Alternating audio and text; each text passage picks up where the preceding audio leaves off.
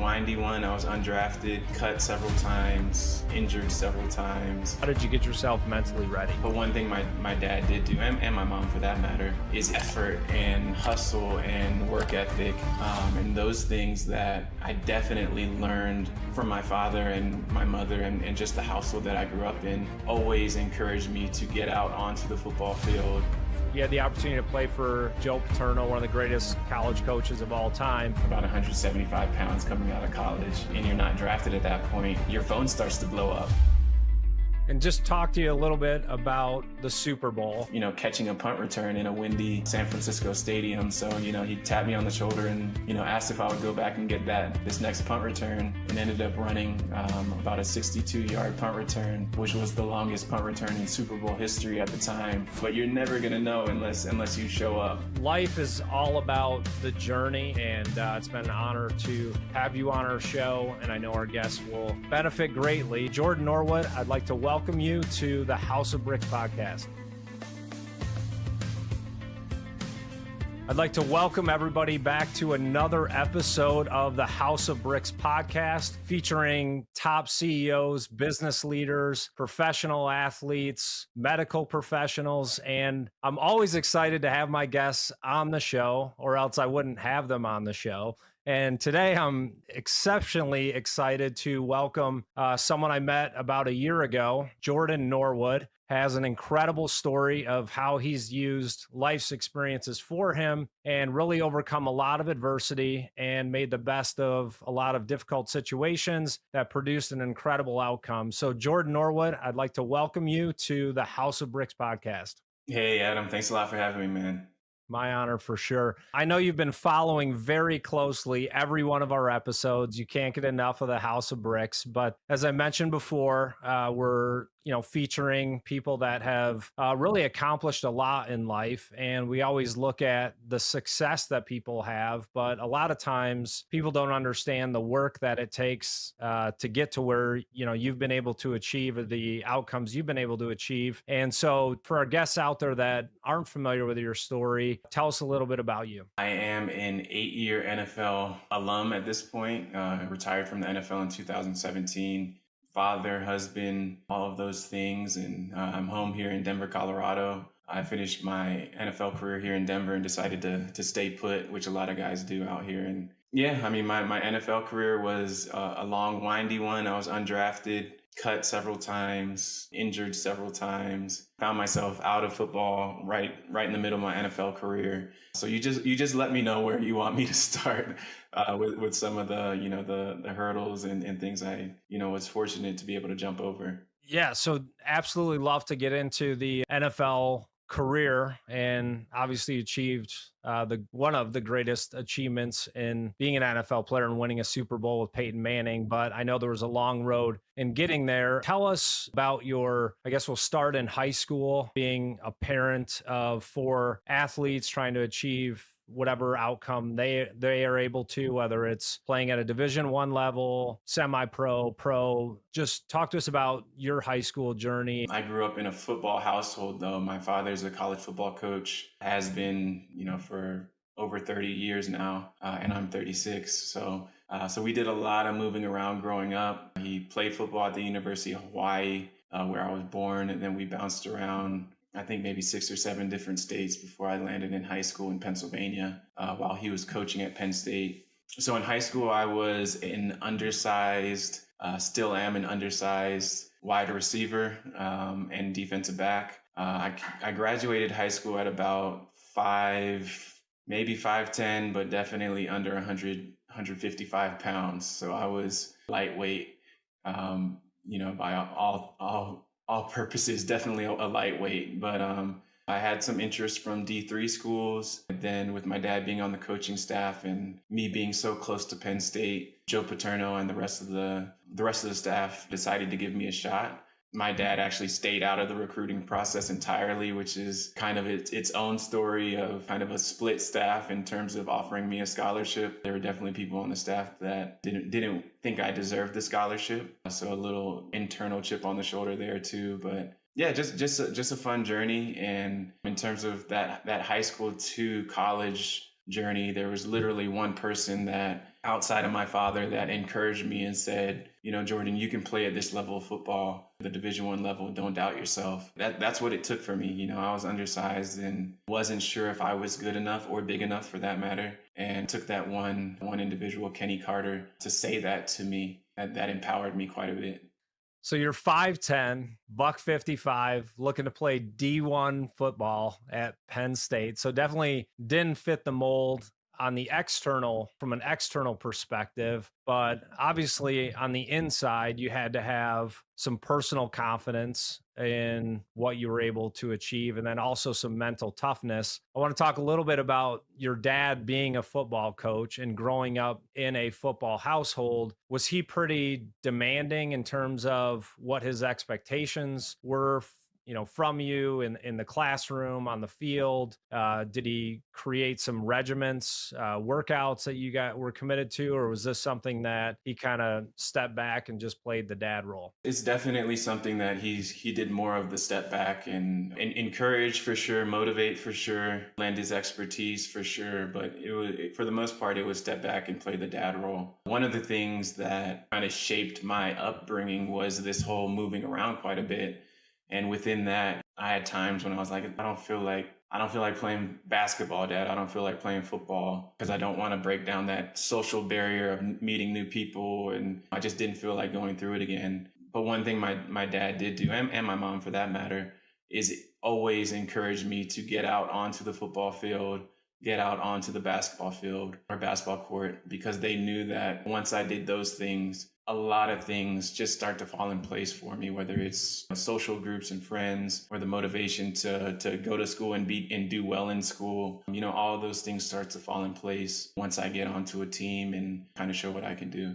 So what he did obviously worked. And so are there any practical tools I'd even love to learn? Because as a father of 4 boys, I know the level of commitment it takes, not from the kids, but from the parents. Yeah, it's practice 7 nights a week. It's tournaments in Chicago, Buffalo, Toronto. You're gone 36 weekends a year at different showcases. And so if I see my son play at a level I know he's not, below a level I think he's capable of, and it's not production, it's commitment, it's effort, the things that you can control, preparation. Did he ever get on you about those things if he saw you were unprepared, or how would he handle that?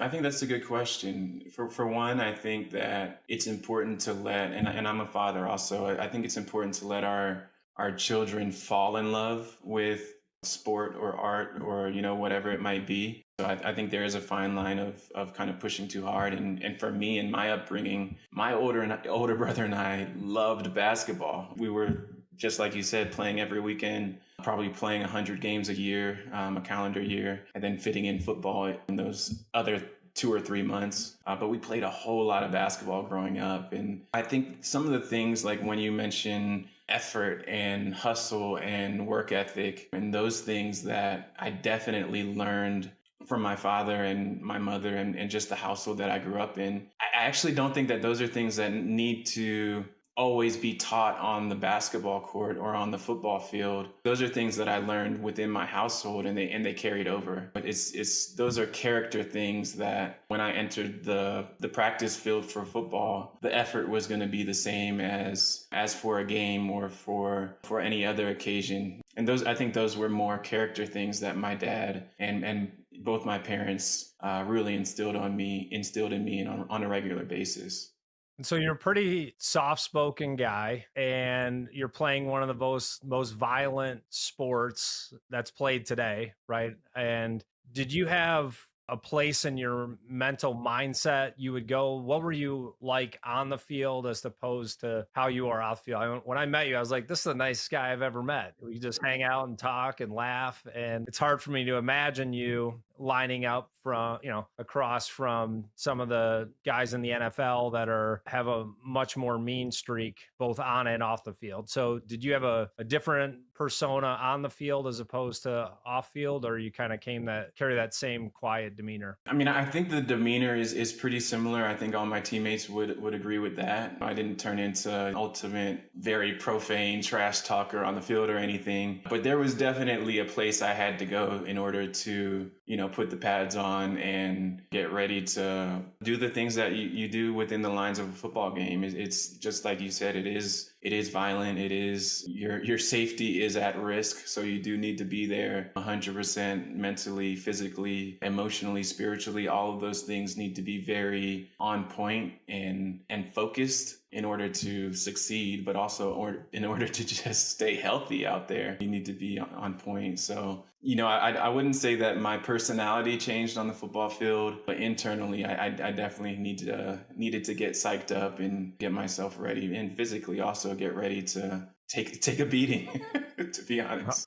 Right, for sure. And I know there's a lot of talk right now about people's morning routines. I have one myself. I'm hitting the cold plunge every morning, doing breath work, sauna, workout. Like there's different patterns that people follow or daily routines. Did you have something you did consistently while you were playing, whether it was in the morning or pregame? How did you get yourself mentally ready? Yeah, mentally for me was always it was always a faith routine. That was my most important routine, was my relationship with Jesus, and how that played into my demeanor and approach and my humility and pride, which typically were the most, I would say, this ego and pride that finds its way into pro sports for the better in some cases and for the worse in some cases. For me, was something that I always needed to check and make sure that I'm approaching games with a certain humility that caused me to succeed.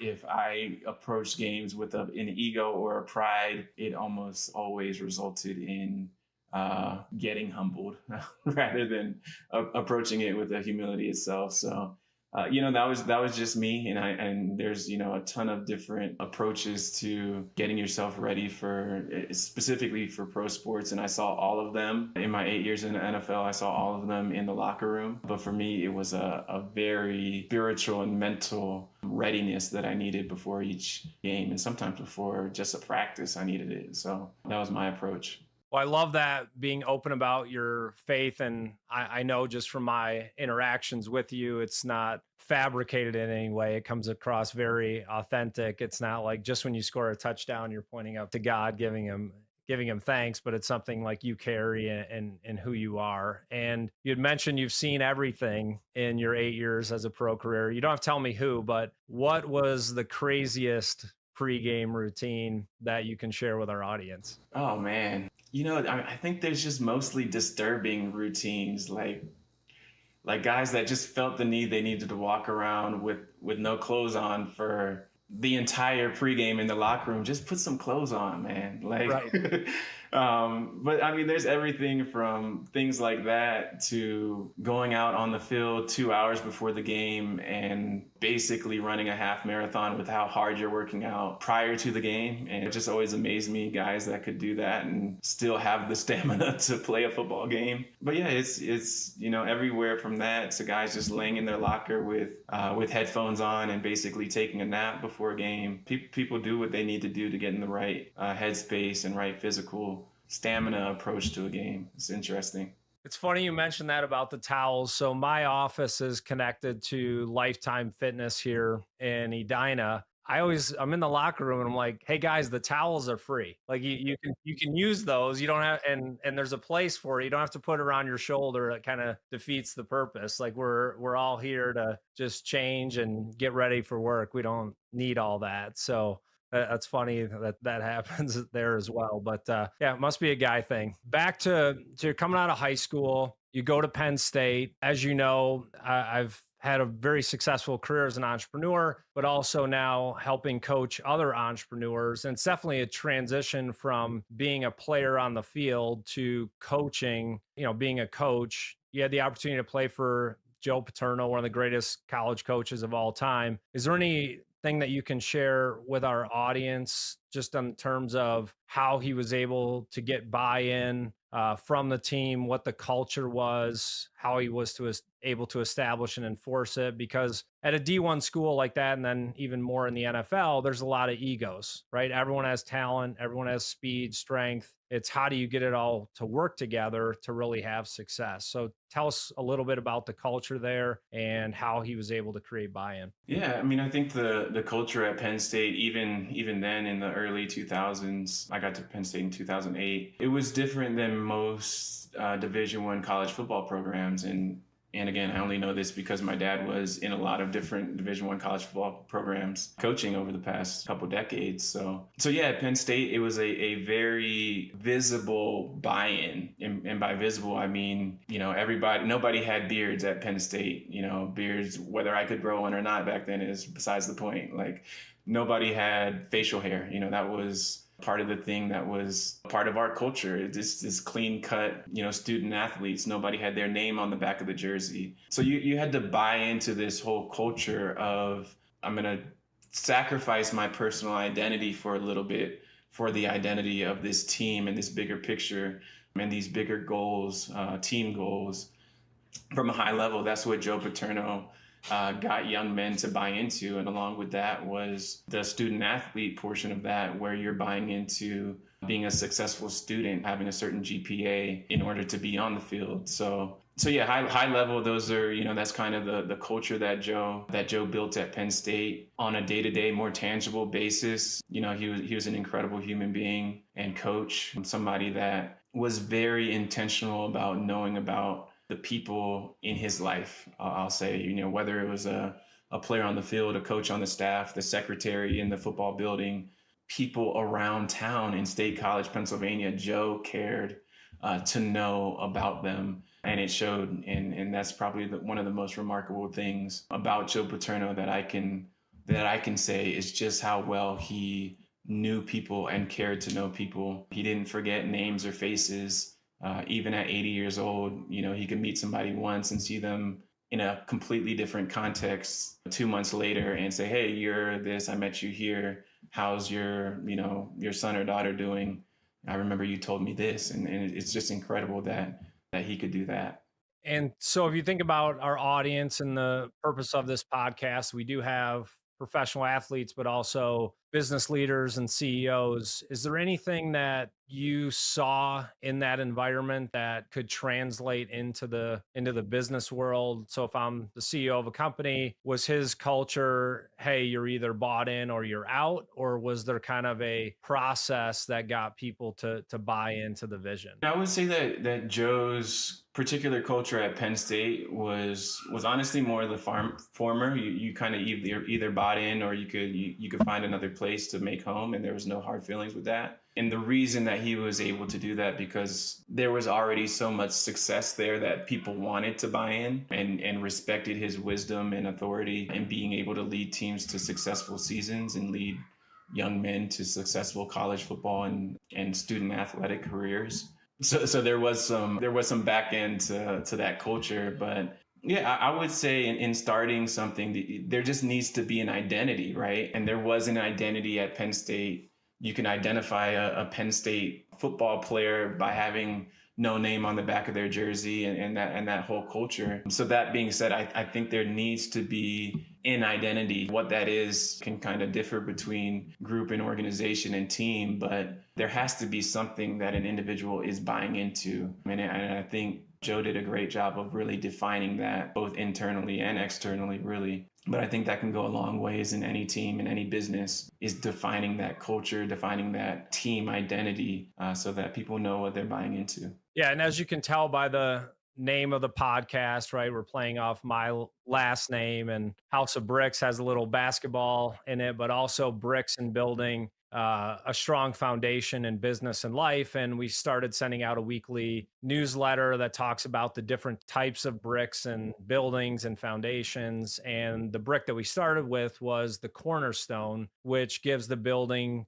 direction, stability. And that's really what I'm inspiring my team to do as well now. Is life is all about the journey. And I know a lot of people talk about that. Kobe was big into talking about the process, but if you're just grinding every day and loving the process with no direction, all you're doing is grinding and you just end up as a pile of dust. So as a leader, you need to create that vision, which it sounds like he had, the inspiration, motivation, the culture, the proven track record. Obviously coming into college, you're fresh out of high school, so you're still more looking for that type of leadership. But even when you enter into the business world, you're a little bit later on in life, but people still need that purpose and inspiration. And so we're trying to get our audience to be inspired about the process, but also have a direction in where they're trying to go. And so I appreciate you sharing that. And so your college career,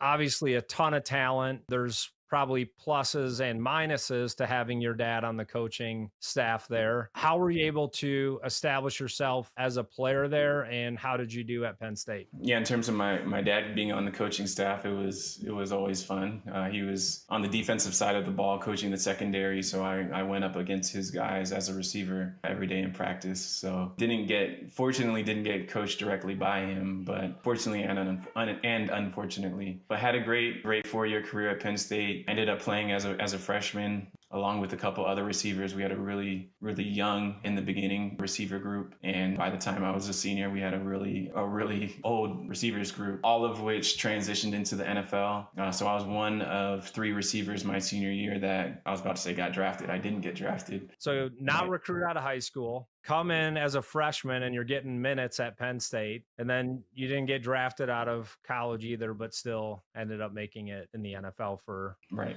Yeah, for 8 seasons. Yeah, so 8 seasons. Wow. Yeah, had a fine, great career at Penn State, and like I said, came out with 3 other receivers who were both drafted in the 3rd round. So I was sure that I would be drafted also, soon after, but ended up going undrafted and getting my NFL career started. But yeah, it's definitely a journey, and I love what you said about that cornerstone, because you realize that if that cornerstone is even off 1 degree, then the further you get out away from that cornerstone, the more off track, off path you end up being. So it's always great, whether it's a team setting or internally for a person, to make sure that you have that foundation built with laying the cornerstone in the right place with firm grounding. So I like that you brought that up. Thank you. And you didn't get drafted coming out of Penn State. Did you just go to some camps and ended up getting signed, or did you play somewhere in between? Coming out of Penn State, I went to the NFL Combine. I didn't run very fast there, which also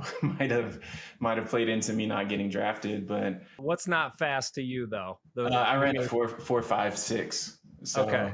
At my size, I need to run faster than that. Being 5'11", about 175 pounds coming out of college. If you're going to be that size, you need to put something in the 4.4s for sure. So yeah, I went to the NFL Combine, did my pro day at Penn State, which I actually did run in the 4.4s, ran a little faster. But what happens is during the NFL draft, as it gets towards the late rounds, and you're not drafted at that point, your phone starts to blow up, and you have some teams, calling you, say, hey, we want to bring you in as an undrafted free agent. And so I had just that. I had, maybe 12 to 15 teams that I had the opportunity to choose from to attend their rookie minicamp, basically as an undrafted free agent. So I chose to go to Denver. I chose to go to Cleveland as a rookie, and ended up making it through their rookie mini camp and getting invited to the official training camp just before the season. And yeah, that was the beginning of my journey. I ended up getting cut there at the beginning of training camp or at the end of training camp in Cleveland, and then moving over to Philadelphia a few weeks later. But yeah, that was kind of my journey, just the combine, undrafted, getting into training camp with Cleveland, but then getting cut. So talking about the mental toughness part of it, you mentioned the faith component, obviously a big driver for you and a great place to put your trust and foundation in. But through these different challenges, I mean, you had to have some doubts at times. It says, I'm not even being recruited out of high school. Yeah, I'm going to Penn State. Maybe I'll get some minutes there. Being a college athlete is a lot of work, right? I tell my kids to enjoy their sports as much as they can now, balancing school and sports. But the older you get and the further along you are in your career, the more it becomes like a job. What kept you going from a mental toughness standpoint, even getting into these undrafted camps and then not getting signed there either? Like, what kept you so mentally tough? I think I mean, a big part of it is my faith journey and just understanding who I was and why I was, in locker rooms, and having the opportunity to even be at a rookie mini camp was kind of, the basis of that. But definitely mental toughness, and just the thought of, throughout my entire upbringing, it was just kind of just show up. Moving around the United States and not wanting to go to even try out for a new team, mostly because I was a quiet person and didn't want to make new friends. And my dad just encouraging me to just show up and get out there on the field, get out there on the court, is something that always kind of rang in my head. Just continue to show up. Either good things will happen or things won't play out the way you want them to, but you're never going to know unless you show up. So that's really what I did throughout my 8-year NFL career, was just continue to show up, continue to be prepared when I did show up, be a coachable player, do a lot of the details right. It just turned into a place where I started to make some football teams, found a couple coaches and general managers of teams that really liked me. And really, one general manager is someone that brought me from Philadelphia back to Cleveland and over to Denver when I got to Denver in 2014. Tom Eckert is just somebody that believed in me, and sometimes it just takes that one person too. Well, you said a couple of really important things there that I want to drill on. First is the power that you can have in other people's lives by believing in them, right? You never know what that ripple effect is. The person that you recognized that's on your team or in your office, a coworker, just that moment of inspiration can really make an impact. And you may not ever see the fruit of it, but just understanding the power. I've heard so many stories like that. And secondly is, you mentioned being coachable as a player, which can also translate into work, being a coachable team member by the CEO. What made you describe yourself as coachable? That's a great question. I mean, I do think in pro sports, and even specifically in football, and even specifically at the wide receiver position, sometimes there's egos there, and all of us have come from a college career where we are, in most cases, we were the guy in college. And so when that doesn't always translate very well to the NFL, where there's a lot of guys that are the guy, right? And it might not be your turn to be the guy in your NFL locker room like it was in college. So there's a certain, maybe it's humility, maybe it's being coachable, that has to happen in some of these individuals. Some of them can't all be the guy, basically. And so I guess I was willing to understand that, and to kind of be the guy that was just, hey, can you do this? Can you play this position? This guy's hurt. Can you play his position? This guy doesn't know the play when we break the huddle. Can you make sure that he knows the play by the time you get to the line of scrimmage? So just those sorts of things that are not physical ability. They're more kind of effort or studying a little bit more, that really helped, probably added a couple of years onto my NFL career. And so you mentioned going to Denver, Cleveland, Philadelphia, Denver. I think that's the right order. We've talked about the coaches that you've been around. I know during your time at Denver, you probably had some pretty good teammates, not to favor one over the other, but your quarterback was one of the greatest to ever play the game. Can you tell us who that was, and as a leader, some of the attributes he was able to demonstrate to get his team to buy in? I mean, so Peyton Manning was the quarterback when we won the Super Bowl here in Denver. I'm going to assume that's who you were talking about. I did also play with a couple other great Denver quarterbacks, but Peyton was, I mean, he was just how you would think Peyton Manning is in the locker room. He's somebody that has high expectations of his teammates and of himself, ultimately. Just commands respect by way of his pedigree and what he had done at that point in his NFL and college career. So it's that type of leadership, Peyton Manning, DeMarcus Ware, our head coach, Gary Kubiak, that really had us transcend our abilities and win the Super Bowl, which is what I think it takes. There needs to be some intangible difference maker on a team, in a team's chemistry, that causes them to go that extra mile and win the big game. So that sort of leadership and kind of unspoken expectation that I had for myself because of a quarterback like Peyton Manning is something that takes teams to the next level. Obviously he's prepared, knows the game, has the pedigree. In terms of him getting the team to buy in, was he very vocal about that, or was it just demonstrated, like you just knew he was prepared and you didn't want to let him down, that kind of culture? Well, I mean, I think that was part of it. The latter, the you not wanting to let him down. I do think that was honestly part of it. I would say that we had a rough season. We started off pretty hot, and then our offense didn't really play very well. And something that can happen in NFL locker rooms very quickly is this very divisive. The defense is upset with the offense because they're not playing well, or it could be vice versa. But I think it was kind of at that point in our season when we saw the leadership of Peyton and really bringing together our offense. He organized team dinners every week where we would just get together and chat about the upcoming game, or really just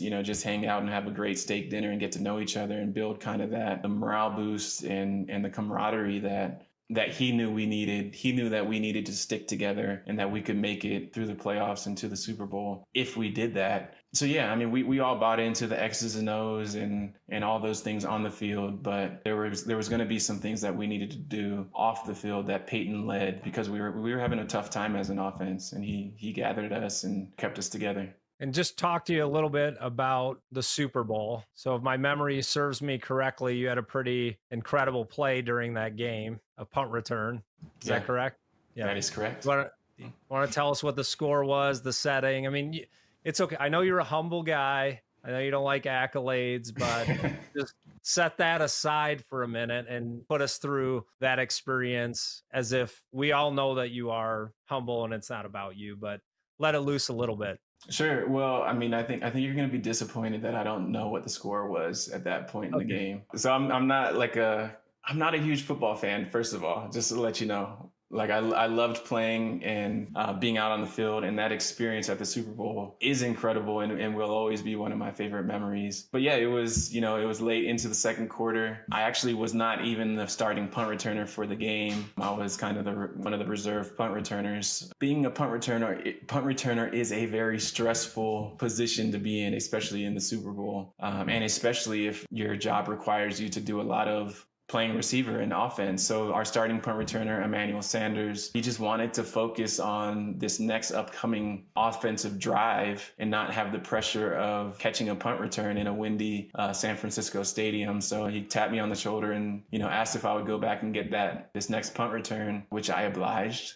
So I hopped back there, and yeah, I remember this vividly. The ball's punted to me. It's hanging up in the air. I look to my left and right to see how the position called gunner, to see if they're running down and look like they'll get to me in time before the ball gets down. And I measured incorrectly. I thought I had enough time to catch the ball and make some moves and run, where in reality, by the time I caught the ball, or by the time I was about to catch the ball, I didn't have enough time to fair catch it. So I went ahead and caught it. And the Carolina Panthers, they were all over me. But there was one guy on the Carolina Panthers that thought I fair caught the ball. And he was the first one to me, fortunately, because he ended up kind of pulling up and, putting his hands up, which signaled to all his other teammates that, oh, he must have fair caught it, because our first guy to him, kind of pulled up and didn't hit him. So there was, 6 or 7 Carolina Panthers around me, none of which tried to tackle me in that first millisecond of me catching the punt.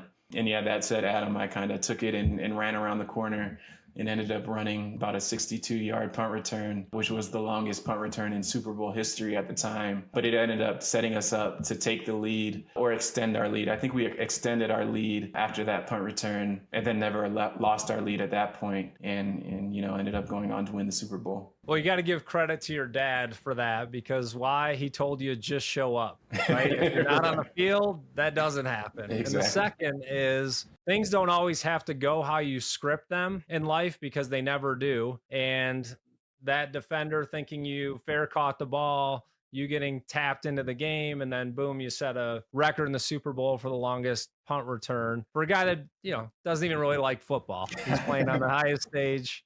Now he's sporting a Super Bowl ring. But I get it. I love other sports, but there's something about basketball, like it just takes me to another mindset where it's just I could play all day and love the game. So I do understand your passion. Is basketball like truly your passion? If you could have picked one over the other? No, and maybe I misspoke there. I was saying that I'm not a huge fan of the game. So I was saying that I haven't gone back and watched that Super Bowl tape very much, which is why I don't know what the score was when I went into the game. But yeah, basketball is actually a sport that as I've mentioned, I grew up playing a ton of basketball. When I was finishing up at high school, and I went to my guidance counselor and said I need my transcripts to send them to Penn State.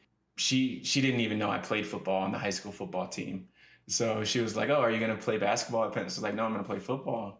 I didn't even know you played football, Jordan. So, so yeah, it's kind of I love myself as a basketball player, and apparently some other people saw me as a basketball player too. That's so funny. So we've talked about your sports career. I know there's a lot of detail we could go into there, overcoming injury.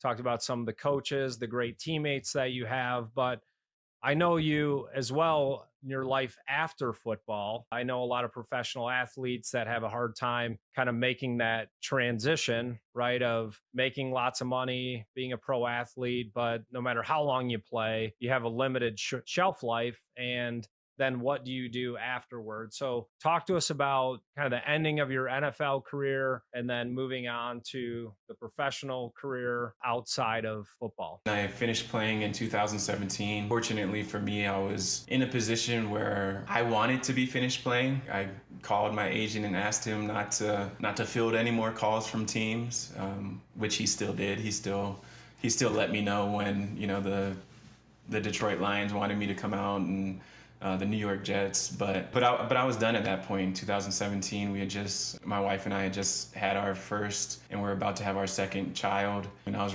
just ready to move on. And when people ask me about my transition out of pro sports and organized sports, at this point, I've always said that I feel like I'm still transitioning. I'm still learning new things about myself and the way I operate.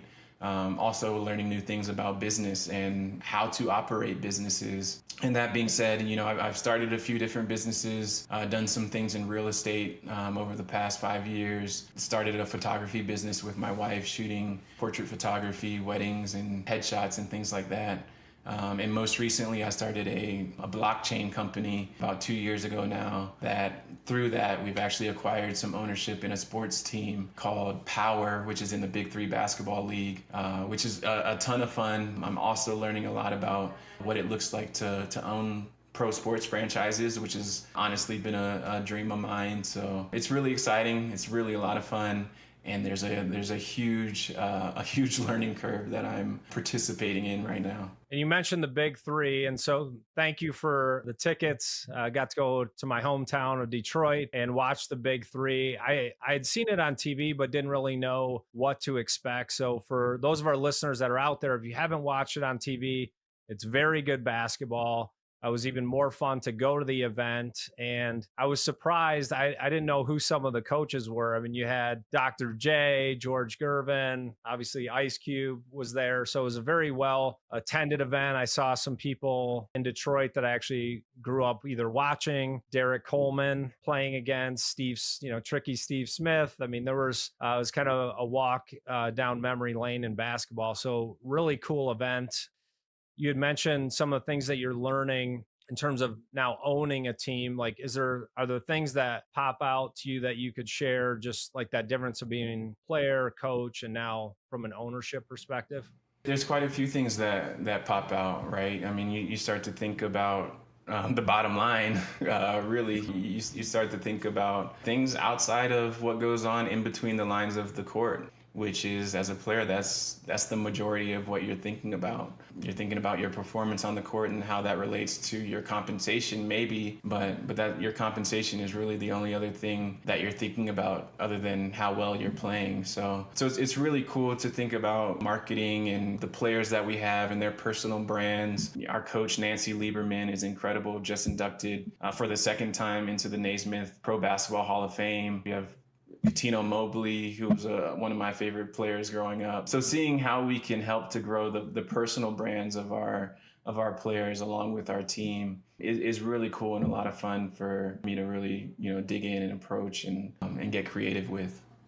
Well, I want to thank you for being a guest here on the House of Bricks. You've been an amazing guest. I know there's things our listeners have learned today from being the son of a coach, how the coach kind of influenced your dad, influenced the culture of your home. I know the investment that parents are making today in youth sports, just the time, the money, the resources. It's a difficult balance of how do you teach your kid to take responsibility and understand the commitment, but also letting them fall in love with the process on their own. You've played for some phenomenal coaches throughout your career, great teammates, but also want to recognize you, Jordan, just in what you have accomplished. You're not only a great athlete, but a great human being. And it's been an honor to have you on our show. And I know our guests will benefit greatly. So I'm hoping this is not the last time you'll be on our show, because I know there's plenty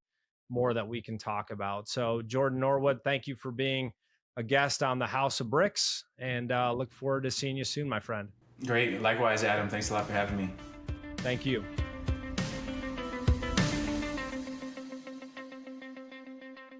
Come in as a freshman and you're getting minutes at Penn State. You're playing one of the most violent sports. My NFL career was a long, windy one. I was undrafted, cut several times, injured several times. How did you get yourself mentally ready? But one thing my dad did do, and my mom for that matter, is effort and hustle and work ethic. And those things that I definitely learned from my father and my mother and just the household that I grew up in always encouraged me to get out onto the football field. You had the opportunity to play for Joe Paterno, one of the greatest college coaches of all time. About 175 pounds coming out of college, and you're not drafted at that point, your phone starts to blow up. And just talk to you a little bit about the Super Bowl. Catching a punt return in a windy San Francisco stadium. So, he tapped me on the shoulder and, asked if I would go back and get this next punt return.